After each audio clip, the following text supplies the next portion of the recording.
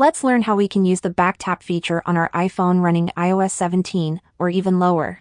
So welcome back to another simple app tutor video, everyone. Back tap is a handy little feature that allows us to tap on the back of our iPhone 2 or 3 times in order to perform a certain action. We can select and map a certain feature when we tap 2 times on the back of our iPhone, and we can do another action when we tap 3 times. So let's set it up. We want to open the settings on our device, and then you want to find the accessibility button. Click on it, and that will open this page. Now the next step is to click on this touch section under the physical and motor section. Now scroll all the way down to the bottom of the page until you can see this back tap option.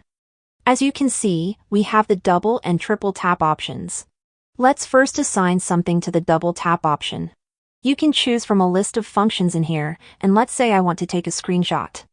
I'm gonna select it, and then let's test the feature. I'll double tap with my finger on the back of my iPhone, and as you can see, it takes a screenshot. You can do the same with the triple tap on the back. Just select any of these actions and enjoy. Thanks for watching, and I'll see you in the next video.